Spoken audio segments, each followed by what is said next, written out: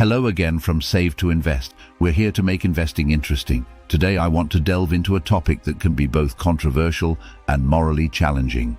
Investing in the arms industry. It's a subject that demands careful consideration, especially in light of recent events such as the ongoing conflict in Ukraine. As we explore this topic, we must confront both the ethical implications and the potential financial gains associated with such investments.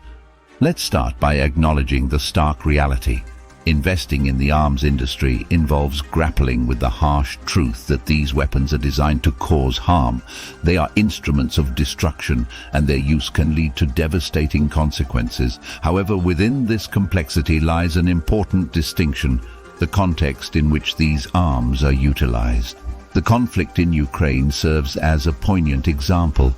On one side, we have Ukraine, a nation fighting for its sovereignty and freedom against the aggression of Putin's Russian armed forces. On the other side, we witness the disturbing reality of innocent civilians facing the brutalities of war. In this context, investing in the arms industry takes on a different dimension. Consider the ethical implications. If the arms produced by a company are sold to Russia, fueling its aggressive campaigns and enabling atrocities, then investing in such ventures becomes deeply unethical. It perpetuates violence and exacerbates human suffering. However, if those arms are supplied to Ukraine, a nation defending itself against aggression, the equation changes. Investing in arms for Ukraine could be viewed as a means of supporting a just cause, providing necessary resources for self-defense against a powerful adversary. It becomes a stance in favor of protecting innocent lives and preserving the fundamental principles of sovereignty and self-determination. We cannot ignore the human cost of conflict. Every weapon produced and deployed has the potential to inflict harm and claim lives. However, we must also recognize the imperative of self-defense in the face of aggression. In the case of Ukraine, investing in the arms industry may be seen as a means of leveling the playing field, enabling a nation to defend itself against overwhelming odds. It's important to acknowledge the broader geopolitical implications of such investments. The conflict in Ukraine is not merely a regional dispute.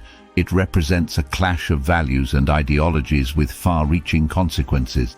By investing in arms for Ukraine, we send a clear message. Aggression and tyranny will not go unchallenged, and those who stand for freedom and democracy will be supported.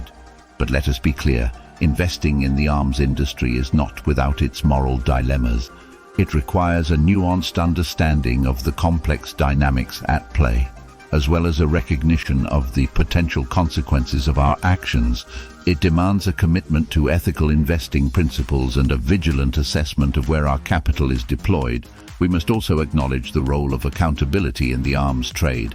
It is incumbent upon investors to ensure that the companies in which they invest adhere to strict ethical standards and international regulations. We cannot turn a blind eye to human rights abuses or violations of international law perpetrated by those who manufacture and sell weapons.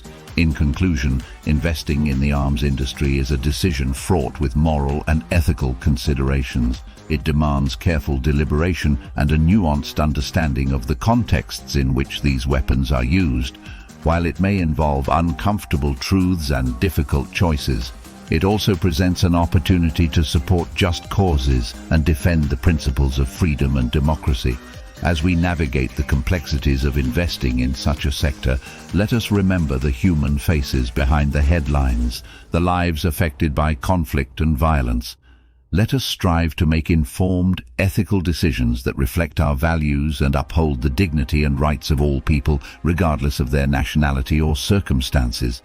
It is also important to understand the likely length of the war in Ukraine. For one thing, there is no peace to be had with Vladimir Putin or any of his potential successors because they all share an expansionist, mystical belief in gaining a new Russian empire. Russia, in this view, is like the horse and cart from the book by Nikolai Gogol. The key quotation is as follows: "Is it not that you too, Russia, are speeding along like a spirited troika that nothing can overtake?" Everything on Earth is flying past and looking askance. Other nations and states draw aside and make way. What does this mean? If one was to try to make peace with Putin, it would be only a rest period before it started again. The mindset of Putin and his potential successors does not believe in 18th century Enlightenment progress. There's no liberal values here. History is what happens to great men who leave a mark on it, like Peter the Great or Putin's hero, Tsar Alexander III. This empire Putin and his close allies and potential successors believe should dominate nations such as the Baltic, parts of Finland, and extend even into some territories in Poland and Moldova, if not also Romania. This extension could influence or political power, creating puppet governments. If nothing else, the Russian government need a continual war to protect whomever is in power in Russia from being ousted. Their game fears what happened to Saddam and Gaddafi. It should be remembered that Putin and his cronies are not at war with Ukraine in their heads. Ukraine to them is part of Russia. Ukrainians in their view are foolish Russians who have strayed from being part of their motherland. This is, of course, utter nonsense. Instead, Putin is at war the Western liberal democracies, especially the United States of America, Germany, France, and the United Kingdom. His restraint over prosecuting this war is only held back by his offshore investments made by City of London financiers and minor fears over NATO having nuclear weapons. To him, these nations are corrupt and likely to decline in time. Putin believes the best way to finish off democracy in Russia is to make sure its neighbors are not liberal democracies or anything even near to that political position, keeping the Russian people mostly apolitical or asleep politically whilst politicizing the ones that they need to use as soldiers is the goal. It's a careful balance. They want to avoid sending body bags back to St. Petersburg or Moscow, but as for the rest of the nation, it does not matter. That is because they view their people not as citizens with rights or a say, but as people who dwell on the land, and like cattle, can be used as they see fit to achieve their czarist-like aims. These aims drive Russian politicians to view the world from a totally different moral angle than we have. They don't respect human life. All that matters is to stay in power. When you invest in arms destined for Ukraine, you protect your rights, the liberal values that Western people share, and you help to prevent a wider global war. The latter, though, is not guaranteed. Consider this scenario, for example. One strategy that helps Putin would be to create, rather sooner than later, a dilemma for NATO. He has to do this sooner because as he sends men to war, wages rise, and this causes inflation. Having already lost most of this income from gas, this would mean long-term defeat in Ukraine. Instead, Putin could gamble.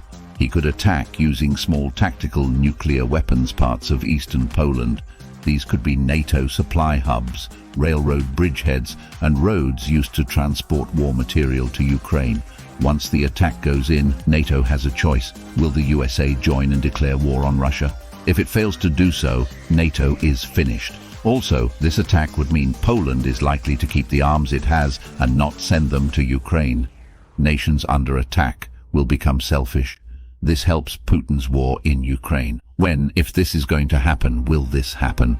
Probably 2025 or 2029. The impact of such a strike if Donald Trump was in power is unpredictable. Trump might use it to seize dictatorial power, abolishing the US Constitution and enacting emergency powers, giving him a lifetime presidency. Meanwhile, that may cause the USA to go into civil war. Putin, meanwhile, is left in a stronger position, knowing that Europe is reluctant to wage direct war that might lead to a major nuclear exchange. These all would have huge consequences for future lives and investments. This is why investing in arms is on the whole a good idea. We need to beef up our arms industry to face this foe head-on. Thank you for listening. If you enjoyed our content, please comment, like and subscribe.